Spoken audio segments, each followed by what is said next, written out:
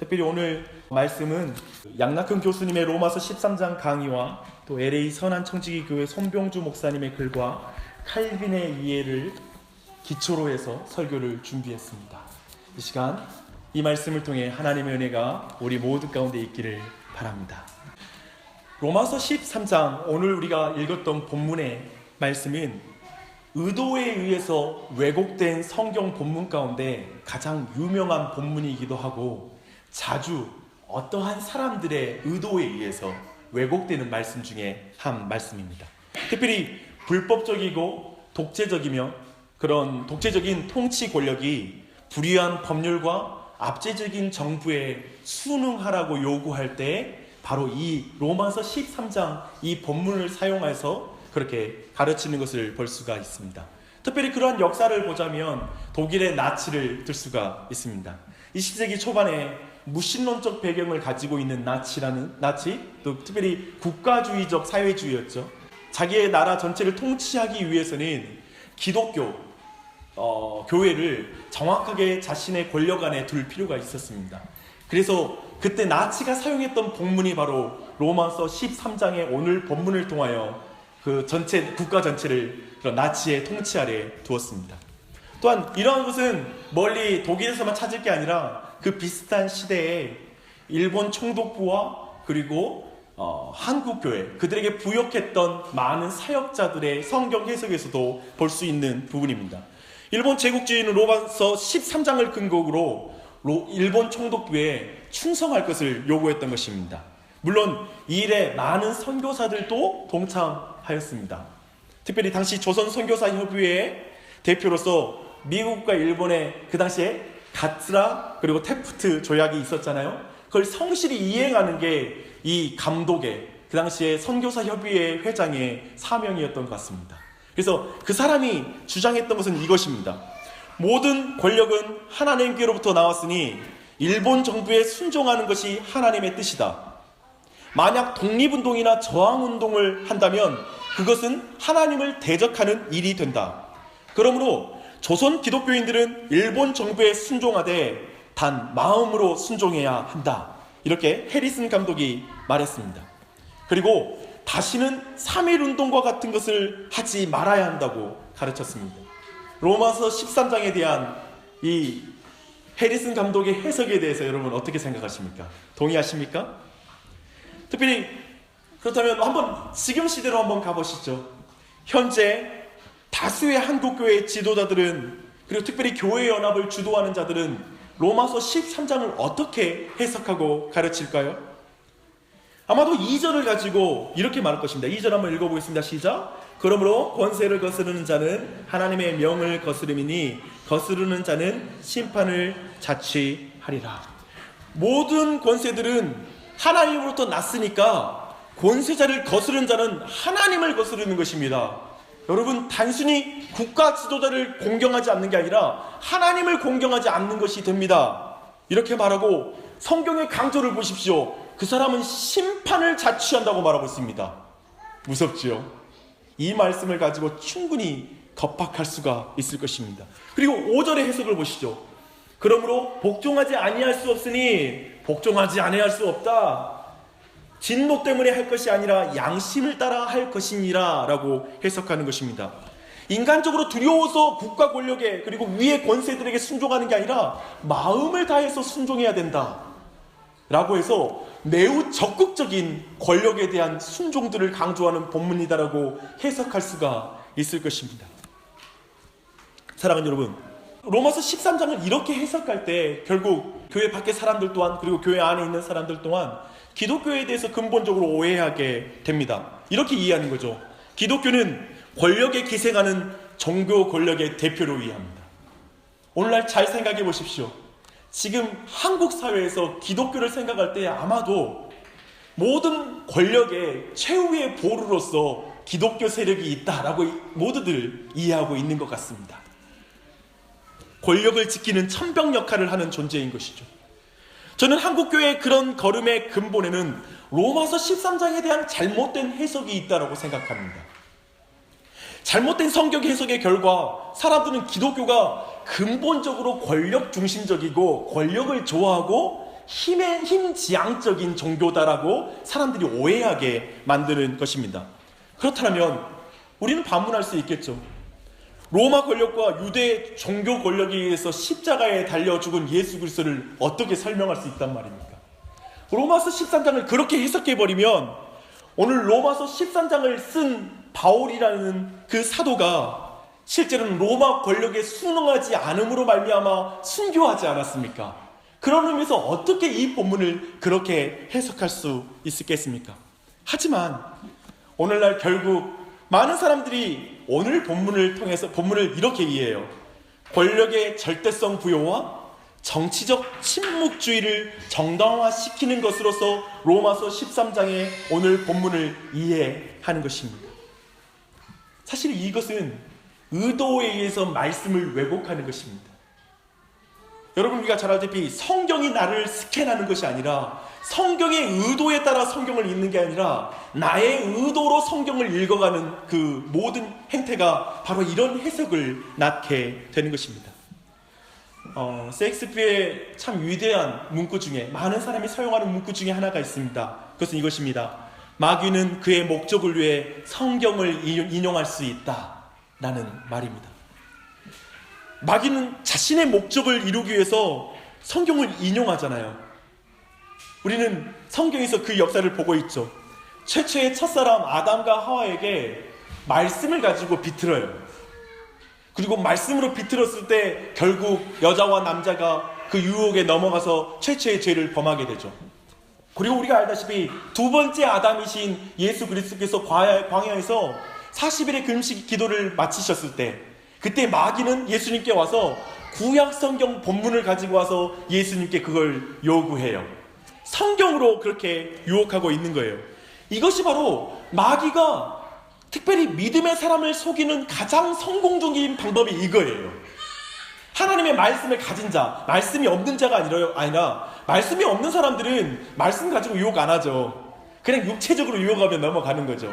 하지만 말씀을 가졌다고 말하는 우리 그리스도인들, 주님의 믿음의 신자들에게 말씀을 가지고 하는데, 왜냐하면 그게 가장 성공적이기 때문입니다. 거짓말이라는 것은 진리와 함께 섞이면 섞일수록 강한 힘을 발휘하게 되어 있어요. 진리가 아예 없이 거짓말만 하면 힘이 있는 게 아니라 진리가 알맞게 섞여 있을 때, 살짝 비틀었을 때 능력이 있는 거예요. 그래서 성경은 끊임없이 어떤 것보다 이단을 조심하라고 그러고 거짓 복음을 조심하라고 그러고, 우리가 계속 성경을 볼 때 엄밀하게 해석해야 됩니다, 성경을 바르게 해석해야 됩니다라는 걸 강조하는 것은 그 때문에 그렇습니다. 마귀의 방법이기 때문에 그렇습니다. 성경과 거짓말을 섞는 것이 신실한 마음을 가진 자들에게 가장 효과적인 유혹의 방법입니다. 마귀만 그럴까요? 마귀만 그렇게 비틀까요? 아니요. 목사도 그럴 수 있어요. 목사도 자신의 의도로 말씀을 왜곡할 수 있어요. 그리고 이 자리에 있는 모든 여러분 또한, 실제로는 여러분 또한 말씀을 왜곡하고 있을 수 있습니다. 사실 지금 이 순간에도 여러분은 말씀을 왜곡할 수 있어요. 어떻게 할까요? 사실 설교라는 이 시간은 하나님의 말씀의 바른 의도를 밝히는 시간입니다.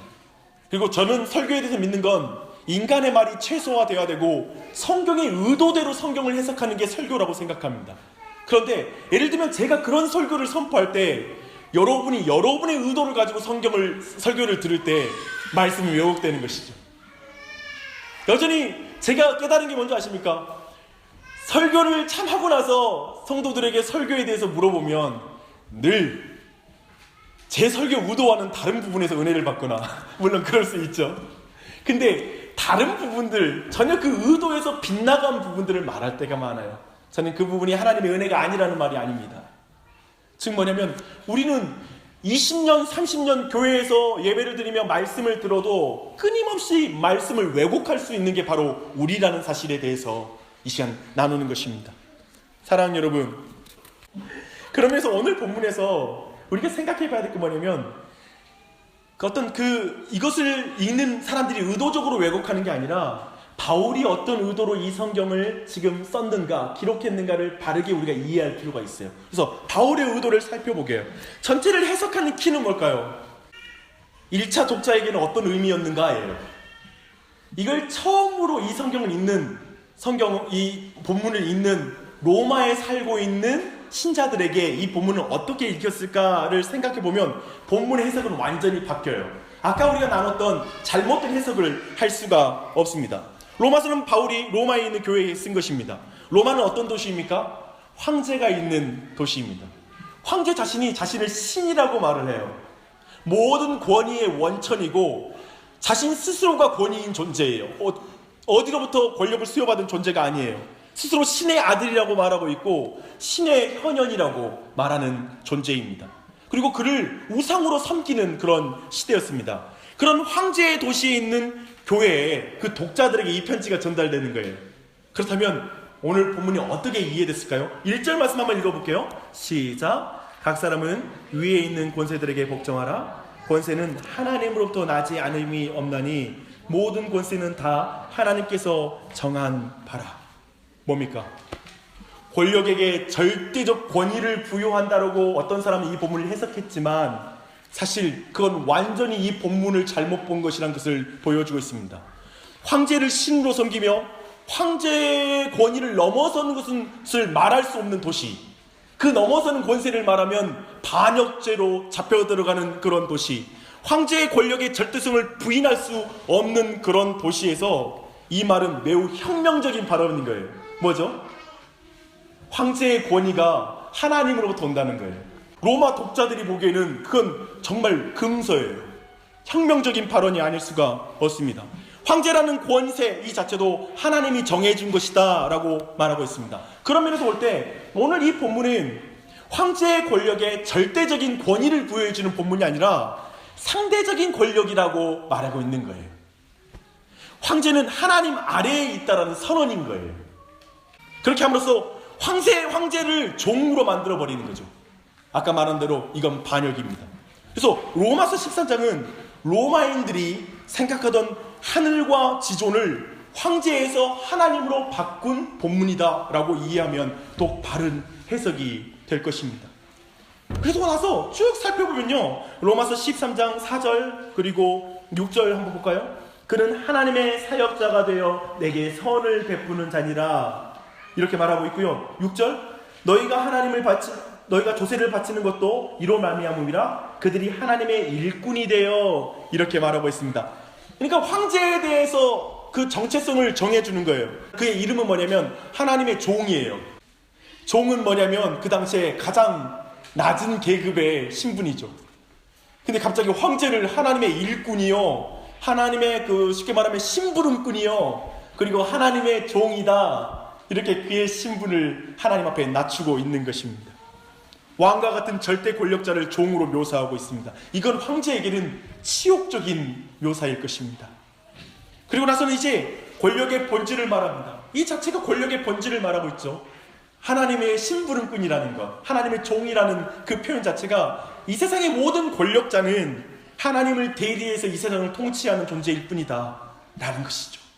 그러면서 이 권력자의 사역을 우리 오늘 말씀 4절 말씀에서는 중요하게 말하고 있습니다. 함께 읽겠습니다. 시작. 그는 하나님의 사역자가 되어 내게 선을 베푸는 자니라. 그러나 내가 악을 행하거든 두려워하라. 그가 공연히 칼을 가지지 아니하였으니 곧 하나님의 사역자가 되어 악을 행하는 자에게 진노하심을 따라 보응하는 자니라. 그래서 하나님의 사역자의 이 권력자의 첫 번째 해야 될 역할, 사역은 뭐냐면 선을 베푸는 것입니다. 특별히 표현은 내게 선을 베푸는 자라고 말하고 있습니다. 즉 뭐냐면 그는 자신을 위해서 권력을 마음껏 휘두르라고 권력을 받지 않았고 내게 선을 행하라고 내가 권력을 준 자다라고 말하고 있습니다. 뭐냐면 권력자는 자신의 유익을 위해서 사적 이익을 위해서 자신의 권세를 사용하는 자가 아니라 공적인 유익을 위해서 사용해야 된다, 그 백성들을 위해서 사용해야 된다는 걸 강조하고 있습니다. 그게 내게 선을 행한 자다라는 그 의미입니다. 권력을 위해서 백성이 존재하는 것이 아니라 백성을 위해서 권력이 존재한다는 것입니다. 완전히 그 당시에 황제를 최고의 권력자로 생각하던 모든 그 원리를 바꾸는 것이죠. 업사이드 다운이 되는 것입니다. 뒤집어지는 것입니다. 이제 황제는 섬기는 자로 서야 된다는 걸 말하고 있습니다. 저는 단순히 황제뿐만 아니라 모든 권위에도 다 적용된다고 생각합니다. 아버지일 수 있고, 그리고 부모님일 수 있고요, 그리고 목회자에게도 동일할 거라 생각합니다. 근데 저는 특별히 그 목회자에게 쓰는 말 중에 하나를 제가 여러분 지적하고 싶습니다. 목회자를 하나님의 종이라는 이런 표현을 씁니다. 종 맞잖아요. 근데 잘못된 표현 중에 하나가 큰 종, 작은 종을 또 나누잖아요. 종이면 종이지, 뭐 큰 종도 있고 작은 종도 있고 그렇습니다. 근데 또 한 가지가 뭐냐면 참 이게 잘못된 것 같습니다. 성도들 입장에서는 하나님의 종이니 우리가 섬겨야지요 라는 표현을 씁니다. 그것은 성도들의 입장에서 또한 마땅한 그리고 아름다운 신앙의 모습이라고 생각합니다. 근데 하나님의 종인 목사가 하나님의 종인데 안 섬겨요? 이렇게 대해도 되는 겁니까? 라고 다른 사람에게 말을 한다면 그건 잘못된 것 같습니다. 종인데 제가 왜 여러분한테 섬김을 받으려고 한단 말입니까? 그것은 또한 목회자로서는 잘못된 태도라고 생각합니다. 지금 철저히 성경에서 강조하고 있는 건 모든 위에 있는 권세, 어떤 직분자이든지 또한 이 세상의 권력이든지 우리 위에 있는 모든 권세는 철저하게 종으로서의, 그리고 나의 유익을 위해서가 아니라 사적 유익을 위해서가 아니라 공적인 유익을 위해서 서야 되는 사람이라는 걸 굉장히 강조하고 있는 것. 이게 첫 번째 그런 이 권위를 가진 자가 해야 될, 자신의 힘으로 해야 될 사역입니다. 그리고 두 번째는 무엇일까요? 두 번째는 악을 징계하는 자가 되는 것입니다.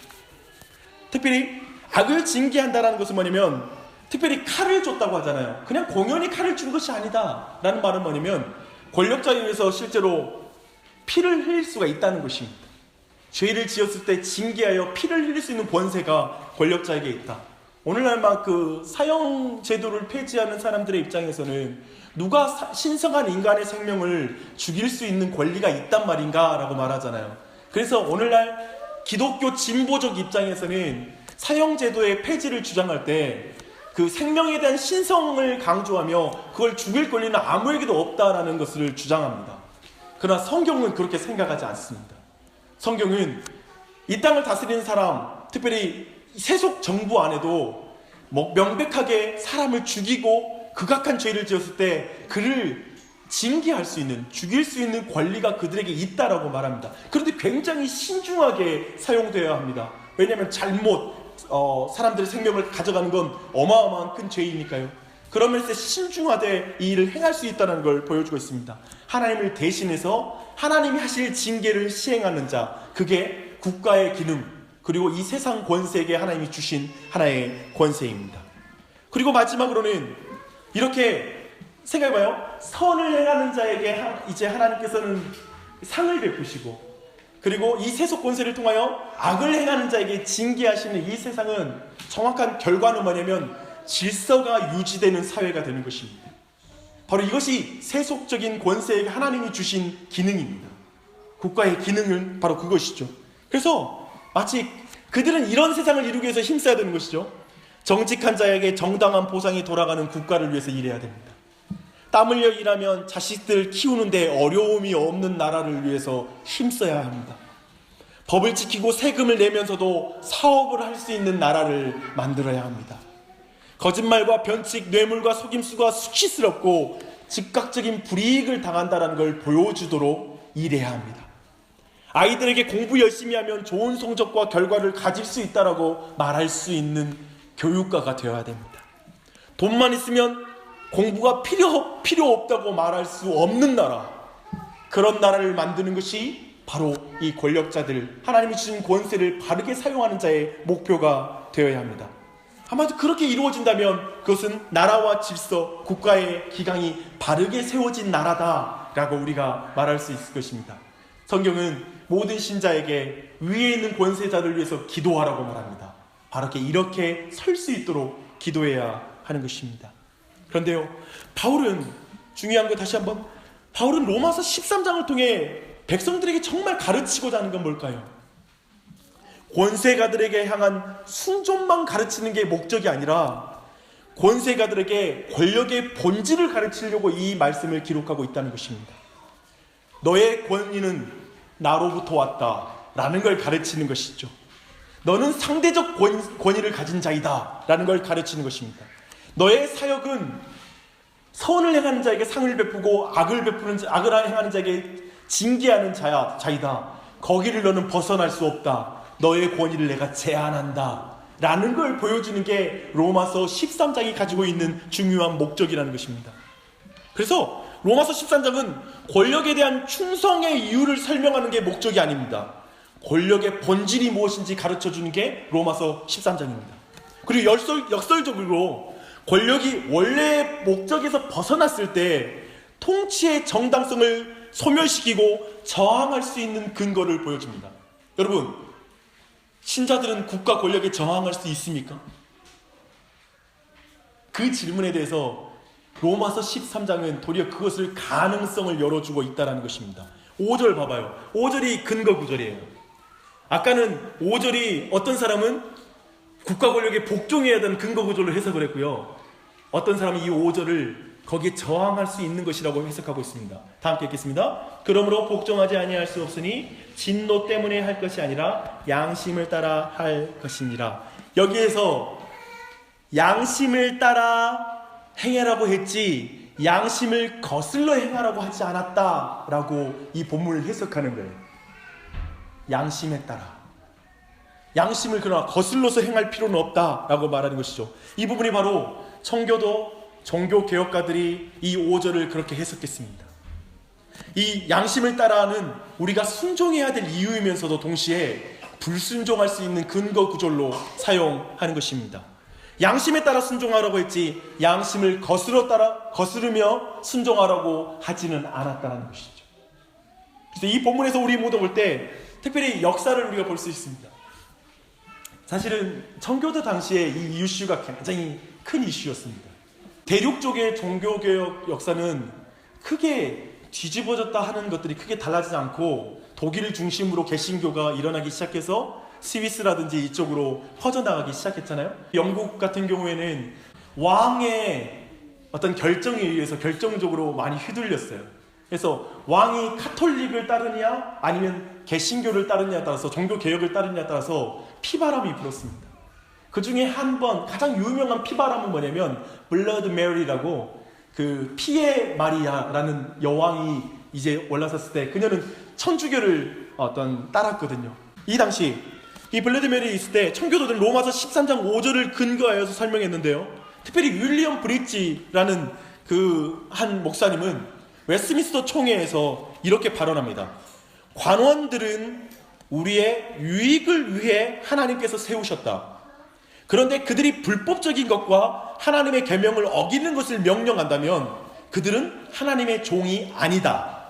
그러므로 우리는 로마서 13장 5절을 근거하여 양심에 따라 불순종하고 저항해야 한다 라고 이 본문을 해석했습니다.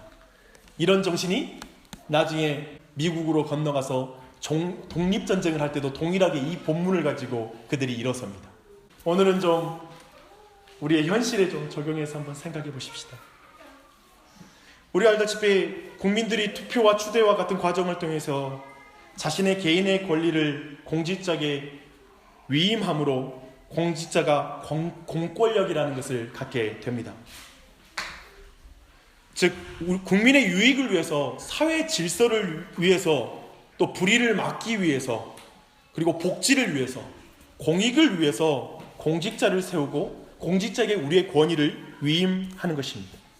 그러므로 국민과 공직자 사이에는 우리가 권한을 주는 대신 공익을 추구하라는 계약이 형성됩니다. 사실 그것이 우리가 알고 있는 사회계약 사상의 기초입니다.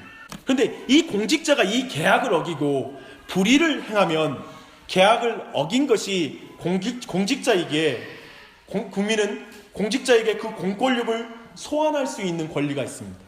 그것을 국민 소환권이라고 부릅니다.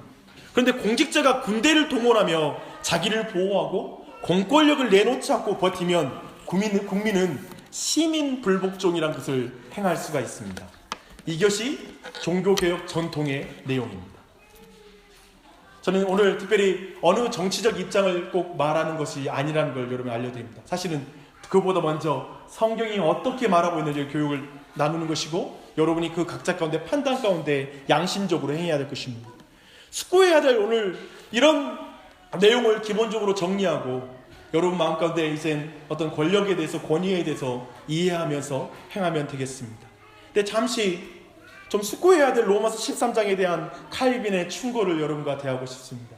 우리가 살고 있는 이 세상에서는 끊임없이 우리 위에 있는 사람들, 아버지든지 가족 안에서도 권위든지, 그리고 직장 안의 권위이든지, 그리고 국가의 권위이든지 끊임없이 권력을 쥐고 있는 자들이 하나님의 목적을 벗어난다는 데 문제가 있어요. 우리 어떻게 해야 되냐고요. 그럴 때도 그들에게 돌려야 될 마땅한 순종을 바치지 않으면 안 된다라고 칼빈은 말합니다. 참 이상하죠? 둘 중 하나야 되잖아요. 극단적으로 그냥 싸워버리든지 아니면 극단적으로 따르든지. 그게 아니라요, 놀랍게도 성경은 균형점 있게 말하고 있습니다. 오늘 사실 로마서 13장도 어떤 측면은 위에 세운 모든 권세에 대해서 존중하고 존경해야 한다는 걸 기본으로 깔고 있습니다. 이걸 잊어서는 안 됩니다. 좀 부족할 수 있어요. 어떤 문제가 있을 수 있어요. 그럼에도 불구하고 그것을 품어야 된다는 것이죠. 그 가운데 어떤 권위 가운데 존중할 걸 존중해야 되는 거예요. 마치 우리 부모님이 완전하지 않아요. 부모님은 뭔가 문제를 가지고 있어요. 그러나 항상 틀리지는 않아요, 부모님이. 왜냐면 때로는 어쩌다가 한번 틀릴 때가 있고 대부분 옳아요. 그럴 땐 대부분 옳은 그 지점에 대해서는 부모님을 마땅한 존경으로 대하되, 이제 하나님의 법을 명백하게 어기는 부분에 대해서 요구할 땐 그 부분에 대해서는 거절하는 이런 균형적인 태도를 갖추는 게 바로 위의 권위에 대한 바른 자세라고 말하고 있습니다. 사랑하는 여러분, 이제 말씀을 마무리하며 나아가겠습니다. 이제 좀 오늘 본문에 대한 내용 자체는 여기까지 이렇게 마무리하시고요. 근데 저는요, 그런 생각이 들더라고요. 그러니까 우리 모두가 진정한 그 권세를 경험하고 싶지 않으세요? 저는 이번에 모델이 있잖아요. 어떤 거냐면, 진짜 멋진 대통령 한번 모시고 싶다. 제가 보니까 이번에 오바마가 마지막 지금 지지율이, 국정 지지율이 51%인가? 그게 넘는 거예요. 역대 대통령 중에서 가장 높은 수준인가 봐요. 그래서 영국의 의회 쪽에서 어떤 사람들이 말하기를 영국으로 좀 빌려주라. 이런 표현에 있는 그 마음의 하나는 저는 이렇게 읽습니다. 사람들 안에는 끊임없이 진정한 왕을 모시고 싶은 거예요. 물론 이 시대에 우리가 왕정으로 표현할 수는 없지만, 즉 진정한 권위를 만나고 싶은 거예요. 끊임없이 그 갈망이 모든 사람들에게 있습니다. 왜냐하면 끊임없이 우리 주위에서는 잘못된 권위를 잘못 사용하는 사람을 계속 만나고 있기 때문입니다. 항상 저항하고 부딪힐 수밖에 없는 상황을 만나게 됩니다. 그리고 끊임없이 우리의 부모님, 가족 안에서부터 부모님의 바른 권위 사용을 경험하지 못했을 때 상처 가운데 자라난 자녀들이 있고요. 그리고 교회에서 또한 끊임없이 바른 목회자를 만나고 싶다는 갈망 또한도 성도들에게 팽배한 것을 보게 됩니다. 그리고 또한 우리 자신도 생각해 볼 수 있죠. 나는 바르게 권위를 사용하는 사람인가? 나는 하나님의 바른 권위를 사용하는 아버지인가? 남편인가? 부모인가라는 걸 또한 돌아볼 수가 있을 것입니다. 그런 가운데 우리의 주위에는 끊임없이 의도적으로 하나님의 말씀을 왜곡하는 사람이 너무나 많이 있습니다. 자기 중심적으로 말씀을 해석함으로 권위에 복종할 것을 말하는 경우도 있습니다. 남편과 아내들 사이에 가장 흔한 그거잖아요. 성경에 아내가 남편에게 복종하라고 했잖아. 그러면 아내가 그리스도가 교회를 사랑한 것처럼 사랑하라고 했잖아. 끊임없이 우리에게 이게 나오잖아요. 정말 탄성이 나옵니다. 요즘 시국에서는 정말 그런 마음이 간절하죠. 다음 대통령은 정말 그 사람이 대통령이 됐으면 좋겠다. 그런 마음이 누군가에 있을 수 있어요. 그러면 좋아질까요? 사랑하는 여러분, 어쩌면 우리가 진정한 지도자를 갈망하는 시대, 그런 시대에 예수님, 우리의 참된 지도자는 예수 그리스도임을 다시 한번 기억하십시다. 빌립보서 2장 6절로 11절 말씀을 읽겠습니다. 이분이 바로 이 시대에 다른 권위자가 없는 시대에 우리가 따라야 될 분이시고 이분을 닮아가야 되는 것이 우리에게 책임이라는 것입니다.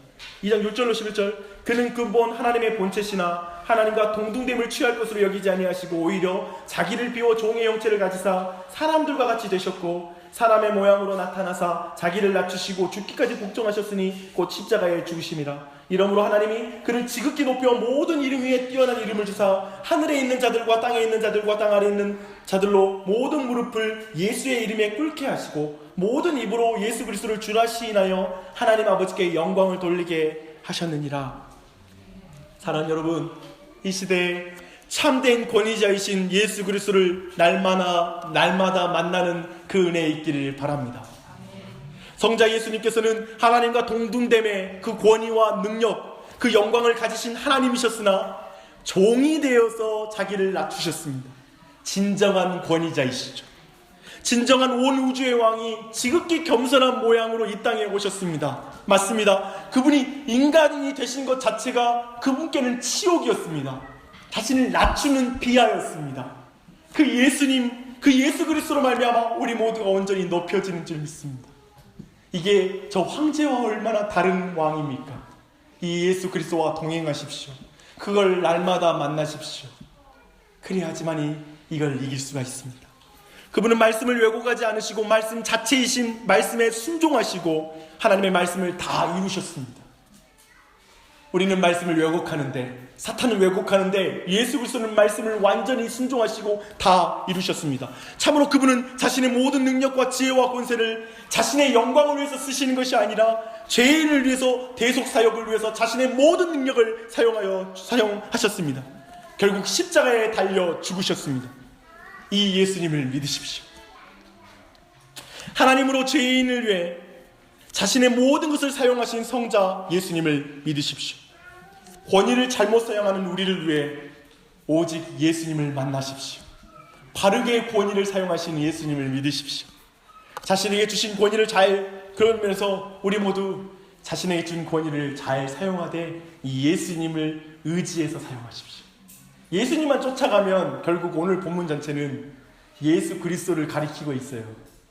그리고 예수님을 닮아가는 게 궁극적으로 이 모든 권위의 사용에서도 귀결되는 것입니다. 하늘과 땅의 모든 권세를 가지고 십자가의 길을 걷는 작은 예수가 되십시오. 오늘 본문의 적용일 것입니다. 함께 기도하겠습니다.